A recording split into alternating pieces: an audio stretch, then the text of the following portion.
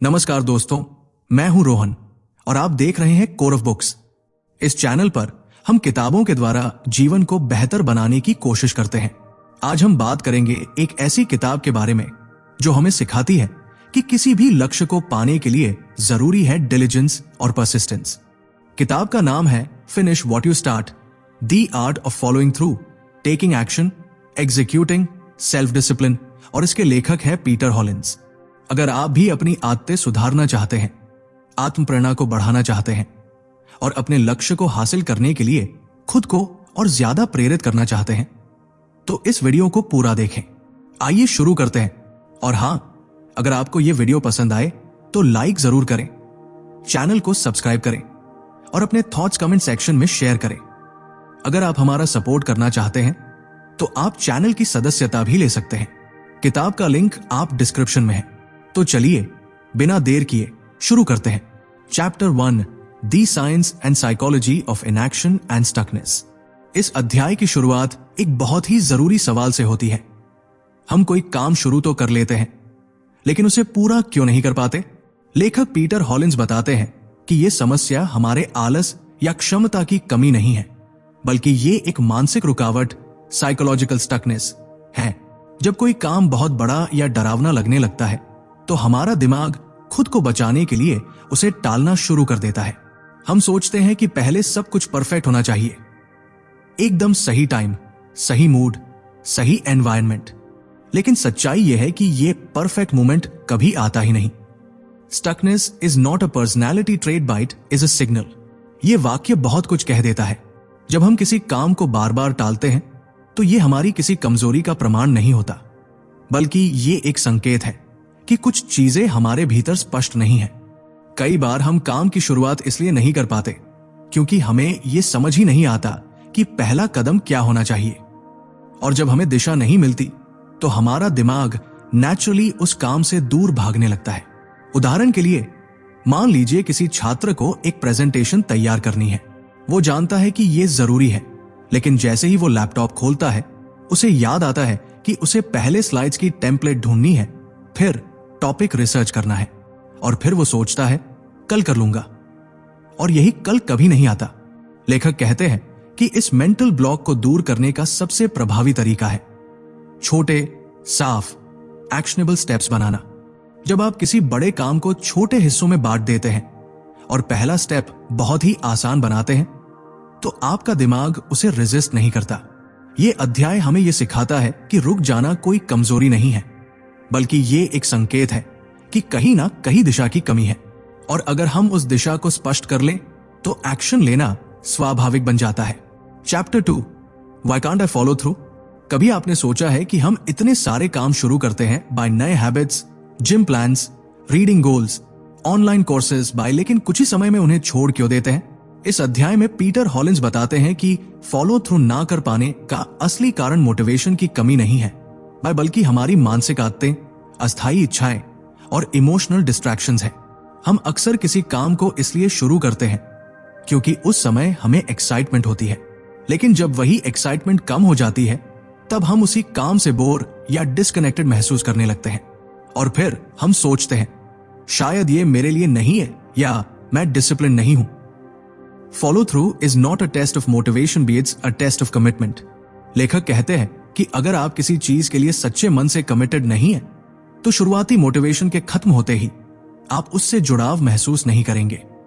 Commitment का मतलब होता है आप उस काम को करेंगे भले ही मन ना हो, एनर्जी कम हो या आपके पास डिस्ट्रैक्शंस हो। यही सेल्फ डिसिप्लिन की असली परिभाषा है। मान लीजिए एक लड़का है अर्जुन, जो हर महीने एक नई आदत शुरू करता है। बाय जनवरी में मेडिटेशन, फरवरी में जर्नलिंग, मार्च में अर्ली वेकिंग, लेकिन 3 दिन में ही सब छूट जाता है। अर्जुन सोचता है कि वो कमजोर है, लेकिन असल में उसकी कमी मोटिवेशन की नहीं, कमिटमेंट की है। लेखक बताते हैं कि अगर आप किसी काम को पूरा करना चाहते हैं तो आपको खुद से कुछ सवाल पूछने होंगे। क्या मैं इस काम को सिर्फ एक्साइटमेंट में कर रहा हूं? क्या मैं इसके पीछे का रीजन क्लियरली जानता हूं? क्या मैं प्रिपेयर्ड हूं इसे बोरिंग डेज में भी जारी रखने के लिए? यह अध्याय एक बड़ा रियलिटी चेक देता है। जो लोग कंसिस्टेंटली अपने गोल्स पूरे करते हैं वो ज्यादा मोटिवेटेड नहीं होते, बाय वो ज्यादा कमिटेड होते हैं। और कमिटमेंट को मजबूत करने का एक ही तरीका है, क्लैरिटी और इमोशनल कनेक्शन उस काम से। Chapter 3, the one question that changes everything. इस अध्याय की शुरुआत एक बेहद सरल लेकिन जिंदगी बदल देने वाले सवाल से होती है। क्या मैं इस काम को दोबारा शुरू करने को तैयार हूं, अगर मुझे आज से ही फिर से चुनना पड़े? पीटर हॉलिंस इस सवाल को क्लैरिटी का हथियार मानते हैं। जब हम किसी काम, हैबिट या गोल को पूरा नहीं कर पाते तो बहुत बार हम उसे इनर्शिया या गिल्ट की वजह से ढोते रहते हैं। भाई जैसे जिम मेंबरशिप जो इस्तेमाल नहीं हो रही, कोर्स जो आधा छूटा है, या कोई साइड प्रोजेक्ट जो महीनों से रुका हुआ है। If you wouldn't start it today, then why are you still doing it? ये एक आंखें खोल देने वाला वाक्य है। लेखक बताते हैं कि कई बार हम किसी काम को सिर्फ इसलिए जारी रखते हैं क्योंकि हमने उसमें पहले ही समय या पैसा इन्वेस्ट कर दिया है। इसे साइकोलॉजी में कहते हैं संक कॉस्ट फैलेसी। हम सोचते हैं मैंने इतना कर लिया है, अब छोड़ना बेकार होगा, जबकि अंदर से हम उसे लेकर एग्जॉस्टेड, कंफ्यूज्ड या डिस्कनेक्टेड महसूस करते हैं। उदाहरण के तौर पर रिया ने एक एक्सपेंसिव ऑनलाइन कोर्स लिया था। शुरू के कुछ हफ्ते वो मोटिवेटेड रही, लेकिन धीरे धीरे इंटरेस्ट खत्म होने लगा। अब वो उस कोर्स को पूरा नहीं कर पा रही, लेकिन गिल्ट की वजह से रोज उसे ओपन जरूर करती है और हर बार खुद को कोसती है। अगर वो खुद से एक सवाल पूछती, बाय अगर मुझे ये आज से दोबारा शुरू करना हो, क्या मैं इसे फिर चुनूंगी? तो शायद जवाब होता नहीं, और यही सवाल उसे क्लैरिटी देता कि अब टाइम है उसे छोड़कर किसी मीनिंगफुल चीज की तरफ बढ़ने का। लेखक का मानना है कि जब हम बेझिझक और ईमानदारी से ये सवाल खुद से पूछते हैं तो हम डिस्ट्रैक्शन, गिल्ट और फालतू एनर्जी ड्रेन से बच जाते हैं। ये अध्याय हमें ये सिखाता है कि हर कमिटमेंट सेक्रेड नहीं होता। अगर वो अब आपके वैल्यूज, गोल्स या प्रायोरिटी से मेल नहीं खाता तो उसे छोड़ देना ही मैच्योरिटी है। फॉलो थ्रू का मतलब यह नहीं कि आप हर शुरू की गई चीज पूरी करें। फॉलो थ्रू का मतलब यह है कि आप सिर्फ उन्हीं चीजों पर समय और एनर्जी दें जो आज भी आपके लिए मायने रखती है। Chapter 4, the art of mental toughness and will power. क्या आपने कभी सोचा है कि कुछ लोग कभी हार नहीं मानते, चाहे हालात जैसे भी हो? वो हर मुश्किल का सामना करते हुए आगे बढ़ते हैं और कभी भी अपनी राह से नहीं हटते। ये सब मेंटल टफनेस और विल पावर का खेल है। पीटर हॉलिंस बताते हैं कि मेंटल टफनेस केवल शारीरिक क्षमता से ज्यादा है। यह आपकी सोच, मानसिक दृढ़ता और हर चुनौती का सामना करने की ताकत है। जरूरी ये नहीं है कि आप कितने स्मार्ट या टैलेंटेड हैं, बल्कि यह है कि आप कितनी बार खुद को फिर से खड़ा करते हैं। Will power is like a muscle bite, can be strengthened and improved. ये वाक्य बहुत कुछ कहता है। हमारी विल पावर भी वैसे ही है जैसे मसल्स। जितना आप उसे यूज करेंगे उतना ही वो मजबूत होगी। लेकिन जैसे किसी भी मसल की ट्रेनिंग के लिए आपको सही टेक्निक्स और कंसिस्टेंट एफर्ट चाहिए, वैसे ही विल पावर की भी। विल पावर एक लिमिटेड रिसोर्स नहीं है, बल्कि इसे सही तरीके से इस्तेमाल करके और एक्सरसाइज करके इसे बढ़ाया जा सकता है।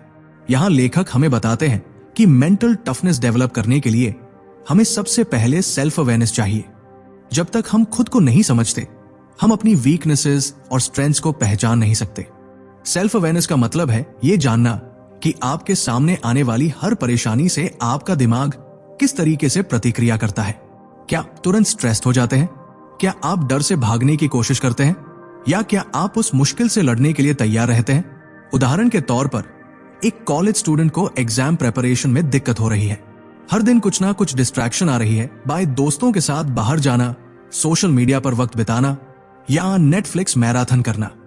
अब अगर वो खुद से सवाल पूछे, क्या मैं ये सब कल भी करूंगा अगर मुझे फिर से ये एग्जाम प्रिपेयर करना हो? तो उसे पता चलेगा कि डिस्ट्रैक्शन से ज्यादा इंपॉर्टेंट है उसकी पढ़ाई और भविष्य। उसे अपनी मेंटल टफनेस और विल पावर का यूज करना होगा, डिस्ट्रैक्शन से दूर रहते हुए सिर्फ पढ़ाई पर ध्यान केंद्रित करने के लिए। ये अध्याय हमें यह सिखाता है कि मेंटल टफनेस और विल पावर एक दिन में नहीं आती। इसे डेवलप करने के लिए छोटे छोटे कदम और कंसिस्टेंसी की जरूरत होती है। जब हम अपनी मेंटल टफनेस पर काम करते हैं तो हमें छोटे गोल्स सेट करने चाहिए, सेल्फ डिसिप्लिन को सीखना चाहिए और सबसे महत्वपूर्ण, बाय अपने आप को हर दिन बेहतर बनाने के लिए कमिटेड रहना चाहिए। Chapter 5, developing the habits of high achievers. क्या आपने कभी सोचा है कि सफलता पाने वाले लोग हमेशा कुछ खास आदतें क्यों रखते हैं? उनके पास कोई जादुई तरीका नहीं है, बल्कि वे अपनी हैबिट्स के माध्यम से सफलता प्राप्त करते हैं। इस अध्याय में पीटर हॉलिंस हमें यह समझाते हैं कि हाई अचीवर्स के पास ऐसी कुछ आदतें होती हैं जो उन्हें लगातार अपने गोल्स की ओर बढ़ने में मदद करती है। Your habits are the foundation of your future.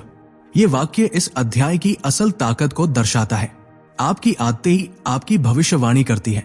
अगर आप चाहते हैं कि आपकी जिंदगी में बदलाव आए, तो आपको अपनी आदतों को बदलना होगा। आदतें आपके जीवन के छोटे बड़े फैसलों का मार्गदर्शन करती है, और यही वो चीज है जो सफलता और असफलता के बीच का अंतर बनाती है। लेखक बताते हैं कि हाई अचीवर्स अपनी सुबह की शुरुआत से लेकर रात के सोने तक एक स्ट्रक्चर्ड रूटीन फॉलो करते हैं। वे बहुत सोच समझकर अपने दिन की शुरुआत करते हैं और उस समय का सही उपयोग करते हैं जब उनका माइंड सबसे ज्यादा एनर्जेटिक और फोकस्ड होता है। उदाहरण के लिए, मान लीजिए रोहन एक लेखक है। उनके पास एक बहुत ही व्यस्त दिन होता है, लेकिन वे हमेशा सुबह सबसे पहले अपनी किताब पर काम करते हैं, क्योंकि वे जानते हैं कि उनका माइंड सुबह सबसे साफ और ताजगी से भरा होता है। इसके बाद वे अपने दिन के बाकी कामों को बाकी समय में समेट लेते हैं। हाई अचीवर्स हमेशा ये समझते हैं कि जो भी वे चाहते हैं वो सिर्फ अच्छे इंटेंशन से नहीं मिलेगा, बल्कि इसके लिए उन्हें प्रोडक्टिव हैबिट्स और कंसिस्टेंट एफर्ट की आवश्यकता होगी। ये अध्याय हमें यह सिखाता है कि सफलता को हासिल करने के लिए हमें कुछ आदतें विकसित करनी होती है। टाइम मैनेजमेंट, अपने समय को सही तरीके से उपयोग करना। प्रायोरिटाइजेशन, अपने सबसे महत्वपूर्ण कार्यों को पहले करना। कंसिस्टेंसी, नियमित रूप से काम पर ध्यान केंद्रित रखना। ये आदतें सिर्फ एक दिन के लिए नहीं होती, बल्कि एक लंबे समय तक चलने वाले प्रभाव डालती है। जब हम अपनी आदतों पर काम करते हैं तो हमारा आत्मविश्वास और सफलता दोनों बढ़ते हैं। हम तब ये महसूस करते हैं कि हमें हर दिन अपना बेस्ट देना चाहिए। Chapter 6, overcoming the most common obstacles to action. कभी कभी हम जानते हैं कि हमें एक काम करना चाहिए, लेकिन फिर भी उसे टालते रहते हैं। हम प्रोक्रेस्टिनेट करते रहते हैं, या फिर किसी न किसी कारण से उस काम को पूरा नहीं कर पाते। इस अध्याय में पीटर हॉलिंस बताते हैं कि हमारे सामने आने वाली सबसे आम बाधाएं क्या है और हम उन्हें कैसे पार कर सकते हैं। Procrastination is the art of keeping up with yesterday. ये वाक्य बहुत कुछ कहता है। हम कल का काम आज टालने का नाम प्रोक्रेस्टिनेशन देते हैं, लेकिन जब हम इसे लगातार करते हैं तो हम अपनी वर्तमान जिंदगी से बहुत पीछे चले जाते हैं। लेखक बताते हैं कि सबसे पहले हमें यह समझना चाहिए कि प्रोक्रेस्टिनेशन सिर्फ एक आदत नहीं है, बल्कि एक मनोवैज्ञानिक स्थिति है। जब हम किसी काम से डरते हैं या हमें लगता है कि हम उसे अच्छे से नहीं कर सकते, तो हम उसे टालने लगते हैं। यही वो समय होता है जब हमें खुद से सवाल पूछना चाहिए, क्या मैं इस काम को आज छोड़कर कल करने के लिए सही निर्णय ले रहा हूं? यह सवाल हमें उस काम को करने की दिशा में प्रेरित कर सकता है। इसके अलावा हॉलिंस हमें यह भी बताते हैं कि एक और बड़ी बाधा है परफेक्शनिज्म, यानी हर काम को बिल्कुल सही करना। अक्सर हम ये सोचकर कोई कार्य शुरू नहीं करते कि हमें उसे 100% परफेक्शन के साथ करना है, लेकिन सच ये है कि परफेक्शनिज्म हमें काम शुरू करने से रोकता है और हम हर बार खुद को सिर्फ आइडियल कंडीशंस का इंतजार करते रहते हैं। Done is better than perfect. याद रखें, परफेक्ट काम कभी नहीं होता, लेकिन एक इनकम्प्लीट काम से बेहतर है एक काम जो पूरा किया गया हो।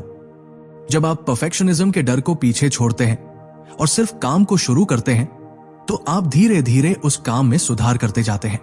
ये अध्याय हमें यह भी सिखाता है कि जब हम किसी बड़ी परियोजना या लक्ष्य को देखते हैं, तो वो हमें ओवरवेल्म कर सकता है।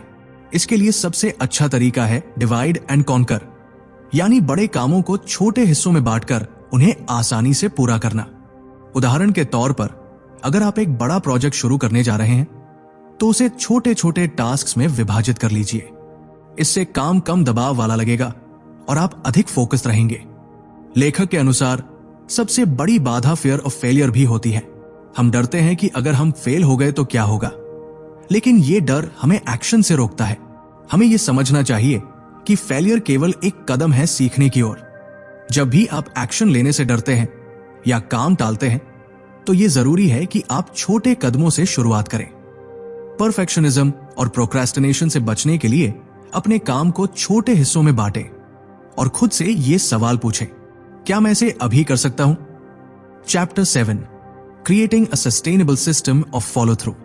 सफलता सिर्फ अच्छे इंटेंशंस और एक बार की मेहनत से नहीं मिलती, बल्कि ये लगातार सस्टेनेबल प्रयासों से आती है। इस अध्याय में पीटर हॉलिंस हमें फॉलो थ्रू के महत्व के बारे में बताते हैं और ये कैसे हम एक स्थिर और टिकाऊ सिस्टम बना सकते हैं ताकि हम अपने गोल्स को पूरी तरह से पूरा कर सकें। Success is the sum of small efforts repeated day in and day out. ये वाक्य हमें ये याद दिलाता है कि सफलता एक दिन में नहीं मिलती, बल्कि ये रोज की छोटी छोटी कोशिशों का परिणाम है। जब तक आप कंसिस्टेंट नहीं होंगे, आप अपने बड़े गोल्स को हासिल नहीं कर पाएंगे। लेखक बताते हैं कि फॉलो थ्रू कोई एक बार की जरूरत नहीं है, बल्कि ये एक ऑनगोइंग प्रोसेस है। इसके लिए सबसे पहले हमें यह समझना होगा कि किसी भी काम को सिर्फ एक दिन के लिए नहीं करना है, बल्कि उसे नियमित रूप से करना है। जब तक हम अपनी आदतों में कंसिस्टेंसी लाने की कोशिश नहीं करेंगे, तब तक हम अपने लक्ष्यों के प्रति वचनबद्ध नहीं रह सकते। इसलिए सबसे पहला कदम है क्लियर गोल्स। जब आपके गोल्स स्पष्ट होते हैं, तो आपको उस काम को करने का मोटिवेशन भी मिलता है। आपको यह पता होना चाहिए कि आप किस डायरेक्शन में जा रहे हैं और क्या आपका अल्टीमेट गोल है। इसके बाद आता है सिस्टम्स। फॉलो थ्रू के लिए आपको ऐसा सिस्टम बनाना होता है जो आपको लगातार एक्शन में बनाए रखें। इसके लिए आप अपनी डे टू डे एक्टिविटीज को प्लान कर सकते हैं, जहां आप अपने हर काम को एक सेट ऑफ एक्शनेबल टास्क्स में डिवाइड कर सकते हैं। उदाहरण के तौर पर, अगर आप किसी बड़े प्रोजेक्ट पर काम कर रहे हैं, तो उसे छोटे छोटे स्टेप्स में बांट लीजिए। जैसे अगर आप एक किताब लिखना चाहते हैं, तो हर दिन एक चैप्टर लिखने का गोल रखें। यह आपको कंसिस्टेंट बनाए रखेगा और आपको लगेगा कि आप कुछ प्रोग्रेस कर रहे हैं। The best way to predict the future is to create it. यह कोट हमें बताता है कि अगर आप खुद को डेली बेसिस पर वर्क करते रहेंगे, तो आपका फ्यूचर अपने आप सुधरता जाएगा। आपके पास जिस काम को लेकर फोकस होगा, उसी पर आपका काम बेहतर होगा। इसके अलावा हम कभी कभी अपने गोल्स को इस तरह से चुन लेते हैं जो हमारी स्थिति या सर्कमस्टेंसेस के हिसाब से नहीं होते। इसे सुधारने के लिए रिवैल्यूएट करने की जरूरत होती है। आपको समय समय पर अपने गोल्स और प्रोग्रेस की समीक्षा करनी चाहिए, ताकि आप ये जान सके कि आप सही रास्ते पर हैं या नहीं। फॉलो थ्रू केवल दिन प्रतिदिन के छोटे कदमों का परिणाम है। यदि आप कंसिस्टेंसी बनाए रखते हैं, अपने गोल्स को छोटे एक्शनेबल टास्क्स में तोड़ते हैं और नियमित रूप से अपनी प्रोग्रेस पर ध्यान देते हैं, तो आप अपने बड़े लक्ष्य को पा सकते हैं। Chapter 8, mastering the art of self motivation. हम में से कई लोग अक्सर ये महसूस करते हैं कि हमें कुछ करने के लिए मोटिवेशन की जरूरत होती है, लेकिन असली सवाल यह है कि क्या हम उस मोटिवेशन को खुद से पैदा कर सकते हैं। इस अध्याय में पीटर हॉलिंस हमें सेल्फ मोटिवेशन के बारे में बताते हैं और ये सिखाते हैं कि हम इसे कैसे अपनी जिंदगी में लागू कर सकते हैं। Motivation is what gets you started, habit is what keeps you going. ये वाक्य बहुत कुछ कहता है। अक्सर हम किसी काम को करने के लिए बहुत प्रेरित होते हैं, लेकिन कुछ दिनों बाद वो उत्साह कम हो जाता है। असल में शुरुआत में मोटिवेशन जरूरी होता है, लेकिन लॉन्ग टर्म सक्सेस के लिए हैबिट की आवश्यकता होती है। यदि हम किसी काम को अपनी आदत बना लेते हैं, तो हमें उस काम के लिए मोटिवेशन की जरूरत नहीं होती। लेखक के अनुसार सेल्फ मोटिवेशन को मजबूत बनाने के लिए सबसे पहले हमें अपने वाई को समझना होगा। इसका मतलब है कि आपको यह जानना चाहिए कि आप जो काम कर रहे हैं, वो आपके लिए क्यों महत्वपूर्ण है। क्या वह आपका पैशन है? क्या वह आपके लॉन्ग टर्म गोल से जुड़ा हुआ है? जब आपका वाई मजबूत होगा, तो आप आसानी से किसी भी मुश्किल को पार कर सकते हैं। उदाहरण के तौर पर, अगर आप किसी फिटनेस गोल पर काम कर रहे हैं, तो आपको खुद से यह सवाल करना चाहिए, Why do I want to get fit? यदि आपका जवाब है कि मैं अपनी सेहत को बेहतर बनाना चाहता हूं और खुद को और अपने परिवार को हैप्पी देखना चाहता हूं, तो ये वाई आपको हर दिन एक्शन लेने के लिए प्रेरित करेगा। इसके बाद आता है एनवायरनमेंट की अहमियत। मोटिवेशन को सस्टेन करने के लिए जरूरी है कि आपका एनवायरनमेंट सपोर्टिव हो। यदि आपके आसपास सकारात्मक लोग हैं जो आपको प्रेरित करते हैं, तो आप खुद भी मोटिवेटेड रहेंगे। इसके अलावा अपने एनवायरनमेंट को अपनी गोल्स के हिसाब से बनाना महत्वपूर्ण है। अगर आप चाहते हैं कि आप और अधिक पढ़ें, तो किताबों से भरी हुई जगह पर काम करें। Your environment shapes your behaviour. यह कोट बताता है कि आपका एनवायरनमेंट आपकी आदतों और कार्यों को प्रभावित करता है। अगर आप अपने आसपास ऐसा माहौल बनाते हैं जिसमें आप आसानी से अपने लक्ष्य को प्राप्त कर सकें, तो मोटिवेशन बनाए रखना आसान होगा। ये अध्याय हमें यह सिखाता है कि सेल्फ मोटिवेशन सिर्फ विचारों का परिणाम नहीं है, बल्कि ये हमारी डे टू डे हैबिट्स और एक्शन से आता है। अपनी आदतों को सही दिशा में डालने से आप आसानी से हर दिन अपने लक्ष्य के करीब पहुंच सकते हैं। सेल्फ मोटिवेशन को सस्टेन करने के लिए आपको अपनी आदतों, अपने वाय और अपने एनवायरनमेंट पर ध्यान देना होगा। अगर ये तीनों चीजें सही हैं, तो मोटिवेशन खुद ब खुद आपके साथ रहेगा और आप अपने लक्ष्य को हासिल कर पाएंगे। Chapter 9, turning failure into success. हम सभी जीवन में कभी न कभी असफल होते हैं, लेकिन क्या आप जानते हैं कि असफलता को सफलता में कैसे बदला जा सकता है? इस अध्याय में पीटर हॉलिंस हमें यह बताते हैं कि असफलताओं को कैसे सकारात्मक दिशा में बदल सकते हैं और उनका फायदा कैसे उठा सकते हैं। Failure is simply the opportunity to begin again, this time more intelligently, by Henry Ford. ये वाक्य हमें यह सिखाता है कि असफलता कोई अंतिम परिणाम नहीं है, बल्कि ये एक अवसर है जिसमें हम और बेहतर तरीके से शुरुआत कर सकते हैं। जब हम असफल होते हैं तो हम सीखते हैं, और जब हम सीखते हैं तो हम बेहतर तरीके से काम करते हैं। लेखक के अनुसार असफलता एक नेचुरल पार्ट है किसी भी प्रोसेस का। असफल होने पर हमें खुद को नीचे गिरने की बजाय उठ खड़ा होना चाहिए और यह समझना चाहिए कि जो हुआ वो केवल एक लर्निंग एक्सपीरियंस था। फेलियर का डर हमें एक्शन से रोकता है, लेकिन अगर हम इसे सही तरीके से देखें तो यह हमें आगे बढ़ने की दिशा दे सकता है। इसके बाद आता है सेल्फ रिफ्लेक्शन। जब हम असफल होते हैं तो हमें अपने एक्शंस का विश्लेषण करना चाहिए और यह समझना चाहिए कि कहां गलती हुई। लेखक बताते हैं कि सेल्फ रिफ्लेक्शन से हम ये सीख सकते हैं कि अगली बार हमें क्या बेहतर तरीके से करना चाहिए। एक बहुत ही महत्वपूर्ण तरीका है रीफ्रेमिंग, यानी असफलता को नए तरीके से देखना। अगर हमें लगता है कि हमने किसी कार्य में असफलता प्राप्त की है, तो हमें उसे इस तरीके से देखना चाहिए कि ये एक और मौका है सुधारने का। जब हम अपने दृष्टिकोण को बदलते हैं तो असफलता की धारणा भी बदल जाती है। Success is not final, failure is not fatal, it is the courage to continue that counts, by Winston Churchill. ये कोट हमें यह याद दिलाता है कि सफलता एक स्थायी स्थिति नहीं है और असफलता भी जीवन का अंत नहीं है। सबसे महत्वपूर्ण चीज यह है कि हम कितनी जल्दी उठकर फिर से शुरू करते हैं। अगर हम लगातार प्रयास करते हैं तो हम अंततः सफलता की ओर बढ़ते हैं। इस अध्याय में पीटर हॉलिंस ये भी बताते हैं कि कभी कभी हमारी ईगो भी हमें असफलता से डराती है। हम ये नहीं चाहते कि दूसरों को यह पता चले कि हम असफल हुए हैं, लेकिन अगर हम अपने ईगो को छोड़कर खुले दिल से अपनी गलतियों को स्वीकारते हैं तो हम ज्यादा जल्दी सीख सकते हैं और सफलता की ओर कदम बढ़ा सकते हैं। फेलियर को एक अवसर के रूप में ले, सेल्फ रिफ्लेक्शन करें और अपने दृष्टिकोण को रीफ्रेम करके असफलताओं से सीखें।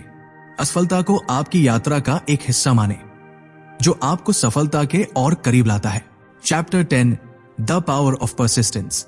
जब हम जीवन में अपने लक्ष्य की ओर बढ़ते हैं तो रास्ते में कई कठिनाइयां आती हैं। बहुत से लोग रास्ते में ही हार मान लेते हैं, लेकिन सफल वही होते हैं जो परसिस्टेंस के साथ अपने लक्ष्य के प्रति समर्पित रहते हैं। इस अध्याय में पीटर हॉलिंस हमें यह बताते हैं कि परसिस्टेंस किस तरह से हमारी सफलता का असल चाबी बन सकती है। Persistence guarantees that results are inevitable, by Paramahansa Yogananda. यह कोट हमें यह समझाने की कोशिश करता है कि यदि आप लगातार प्रयास करते रहते हैं तो सफलता निश्चित रूप से मिलेगी। हर बार जब आप संघर्ष करते हैं और फिर से उठ खड़े होते हैं तो आप अपने लक्ष्यों के और करीब पहुंचते हैं। लेखक के अनुसार परसिस्टेंस सिर्फ तब काम आता है जब हम अपने लक्ष्य को स्पष्ट रूप से समझते हैं। अगर हम जानते हैं कि हमें क्या चाहिए और हम क्यों उस लक्ष्य को प्राप्त करना चाहते हैं, तो हमारी परसिस्टेंस ज्यादा प्रभावी होती है। यही कारण है कि अपने उद्देश्य को सही से परिभाषित करना बहुत जरूरी है। यदि हम जानने के बजाय केवल सक्सेस के बारे में सोचते हैं तो हमारी परसिस्टेंस थोड़ी कमजोर हो सकती है, लेकिन जब हमारे पास एक स्पष्ट उद्देश्य होता है तो हम हर रुकावट को पार करने के लिए तैयार रहते हैं। इस अध्याय में सेल्फ डिसिप्लिन की भी अहमियत है। लेखक बताते हैं कि परसिस्टेंस सिर्फ तब काम करती है जब हम अपने आप को समय पर और सही दिशा में काम करने के लिए प्रतिबद्ध रखते हैं। सेल्फ डिसिप्लिन के बिना किसी भी काम को लगातार करना मुश्किल हो सकता है। इसके लिए आपको अपनी आदतों को नियंत्रण में रखना होगा, ताकि आप जब भी रुकावटों का सामना करें तो आसानी से अपने रास्ते पर लौट सकें। The difference between who you are and who you want to be is what you do. ये क्वोट हमें यह सिखाता है कि जो हम करते हैं वही हमारे भविष्य को बनाता है। यदि हम हर दिन निरंतरता और दृढ़ता के साथ काम करते हैं तो हमारा भविष्य हमारी आज की मेहनत का परिणाम होगा। यह हमें यह भी याद दिलाता है कि सफल लोग केवल अपनी मंजिल के बारे में नहीं सोचते, बल्कि वे अपनी प्रक्रिया पर ध्यान देते हैं और नियमित प्रयास करते रहते हैं। लेखक कहते हैं कि परसिस्टेंस के साथ साथ हमें अपनी मानसिकता को भी मजबूत बनाना चाहिए। बहुत बार हमें ऐसे मुश्किलों का सामना करना पड़ता है जो हमें मानसिक रूप से थका देती है, लेकिन अगर हम मानसिक रूप से मजबूत रहते हैं तो हम किसी भी बाधा को पार कर सकते हैं। मानसिक लचीलापन और दृढ़ता हमें अपने लक्ष्य के रास्ते में आने वाली रुकावटों को बेहतर तरीके से संभालने में मदद करती है। परसिस्टेंस सफलता की कुंजी है। जब हम लगातार प्रयास करते रहते हैं, अपने उद्देश्य पर दृढ़ रहते हैं और सेल्फ डिसिप्लिन का पालन करते हैं, तो हम किसी भी लक्ष्य को हासिल कर सकते हैं। हर कठिनाई के बावजूद अगर हम चलते रहते हैं तो सफलता हमारी होगी। धन्यवाद दोस्तों, इस वीडियो को देखने के लिए। मुझे उम्मीद है कि आपको आज का सारांश पसंद आया होगा और आपने फिनिश व्हाट यू स्टार्ट से कुछ महत्वपूर्ण बातें सीखी होंगी। अगर आप चाहते हैं कि हम इस तरह की और किताबों पर चर्चा करें तो कोर ऑफ बुक्स को सब्सक्राइब जरूर करें और इस वीडियो को अपने दोस्तों के साथ शेयर करें। अगर आपके मन में किसी किताब के बारे में सवाल है या आप चाहते हैं कि हम उस पर वीडियो बनाएं तो नीचे कमेंट बॉक्स में हमें बताएं। और हां, सेल्फ डिसिप्लिन और परसिस्टेंस के साथ अपने लक्ष्य की ओर बढ़ते रहिए। मैं हूं रोहन और आप देख रहे थे कोर ऑफ बुक्स। अगले वीडियो में फिर मिलते हैं, तब तक खुश रहिए और पढ़ते रहिए।